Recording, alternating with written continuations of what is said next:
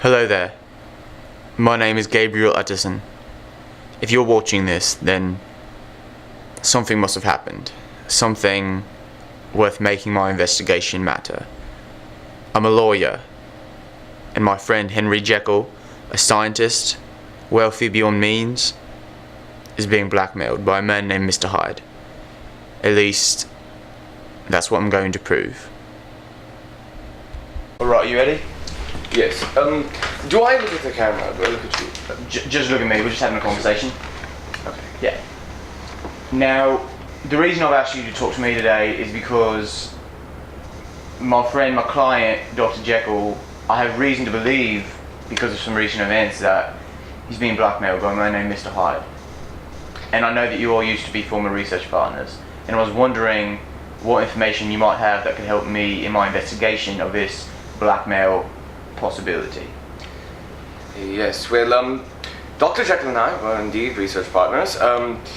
Yet we, a few years ago, we went our separate ways. We did not agree on the same things. And so now we are two separate people with different endeavors. His research was his life. And there is no separating research from Jekyll.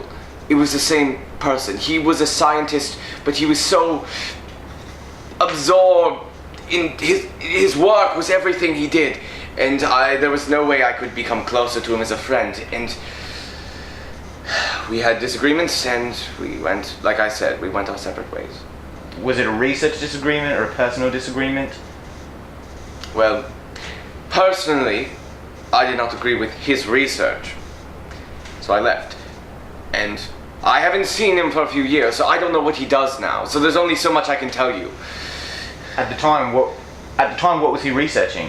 What was it that he did that made you so upset that you no longer worked with him, no longer communicated with him in the past years? I prefer not to say, but let's just say his research was inhumane. Inhumane? Yes, that's all I'm going to say. He was indulging in experimental balderdash. Look, there's no more I can tell you. I haven't seen him for a few years. I don't know what he's been doing, and I'd rather not discuss what has happened prior to this investigation. So I wish you luck in everything you do, but I must go. Thank you. It was nice to talk to you. What exactly do you mean, scientific balderdash? I must go. Last night I was awoken from a nightmare.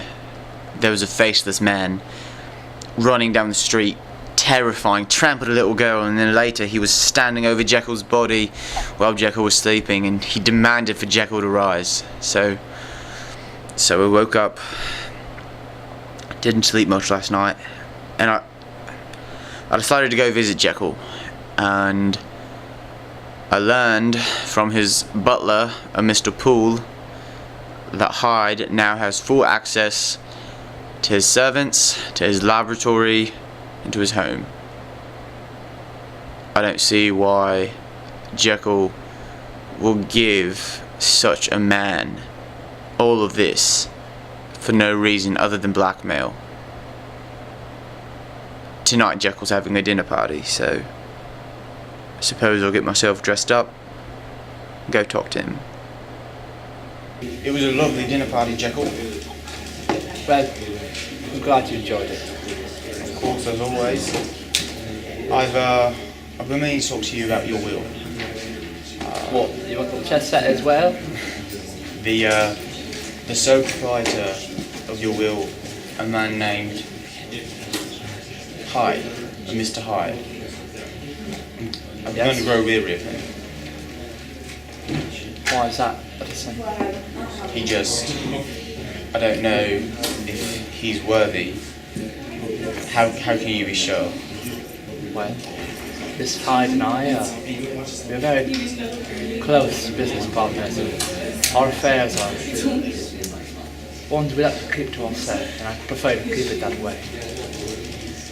So, you fully trust this man with your whole heart? Completely. He and I are, how would you say it?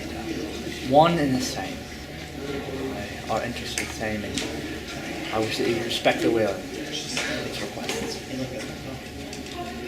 As a professional lawyer, not as your friend, but as your lawyer, I will. It's been about a month since Jekyll's dinner party where I, for whatever reason, agreed to comply with his will and give Hyde everything in case he goes missing. But nothing's happened since then, so for now I'm stuck. Don't have a way to prove he's blackmailing him. I guess for now I'll just leave it alone. Alright, it's been about a year, a whole year, since I spoke to Jekyll about Hyde, and I promised him and told myself I will leave it all alone, but here we are a year later and Hyde has killed a person. So I just can't leave this alone. I can't. I've got to talk to Jekyll. It's the only thing I can do now. I told you before, he and I are merely business partners. I do not know of his personal activity. It just leads me to wonder why such a man involved in such horrible activity is the sole proprietor of your will, who inherits everything from you. Are you accusing me of being involved with this? I'm not accusing you of anything, Jekyll. It sounds like it. I'm your friend and your lawyer. I need to know. I will speak no more of this, Mr. Hyde. This is none of your business. This is mine, Utterson. I appreciate the concern, but this is not your field to dwell in. Thank you. Things just keep getting weirder and weirder. Jekyll refuses to talk about Hyde now. But why? Why give your money to a man who murdered another man and not even have a proper explanation for it?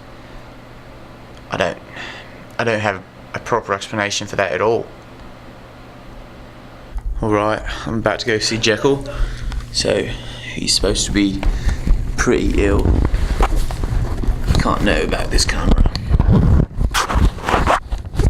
Let's go. Jekyll! What? It's Utterson!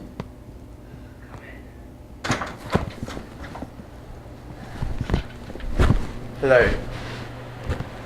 Hello, Utterson. You look quite ill. That seems to be the case. Have you talked to Hyde since we last spoke? No. But, Utterson, I need to share this with you in complete confidentiality. Yeah, of course. What is it? Hyde left me this letter. I cannot go to the police. They won't know what to think. I don't know where to turn. So he's saying he realizes that he's unworthy of your will and all of a sudden doesn't want anything. Did he dictate the terms of your will? Get out. You must get out now. Why's that? Go! So, your relationship with Mr. Hyde, last time we spoke, you seemed to be professional business partners, something along those lines. What will you call yourself now? Are you friends? Have you had any contact with him? What's going on? I can promise you, there is no more Mr. Hyde. So you haven't heard from him in quite some time then? No, I've ceased all contact and he's gone his separate way, I can promise you that. And I'm a much better man for it.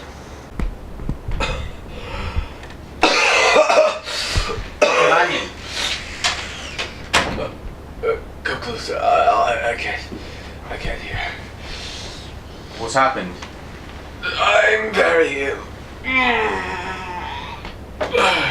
Dr. Jekyll, that's why I'm here. He's not taking visitors. He's locked himself up. He's...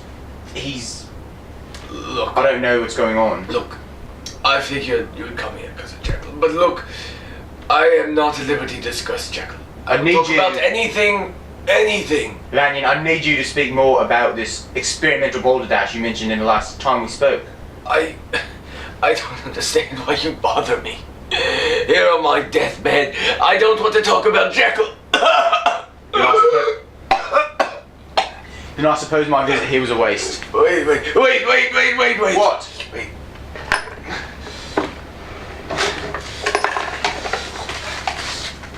Okay, yeah. Open that after Jekyll's death. Thank you. Goodbye. Goodbye. Middle of the night and I've been called on by Jekyll's butler, Paul. The voice of Mr. Hyde is coming from his laboratory. The door is locked and he won't let anyone in. So here we are. Jekyll! Hyde! Is that you? No! Anderson! Hyde! Anderson! Let me in! Get away, Anderson! Jekyll! Jekyll! Let go! Leave me alone! Jekyll! No! What's happening? This is the end! No!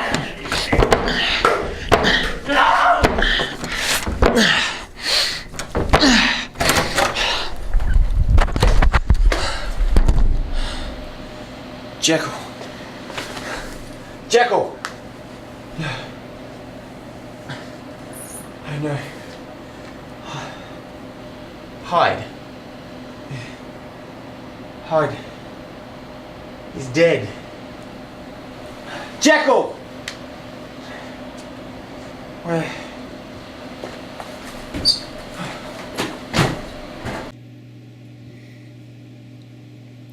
Jekyll's dead.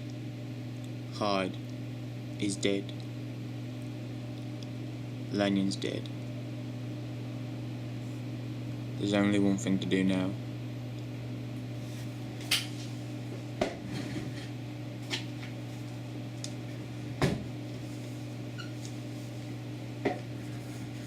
This was given to me by Lanyon to be read after his death.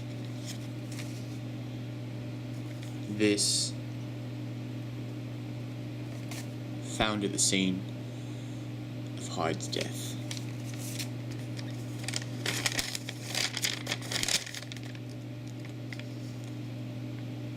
From Henry Jekyll. I was born in the year 18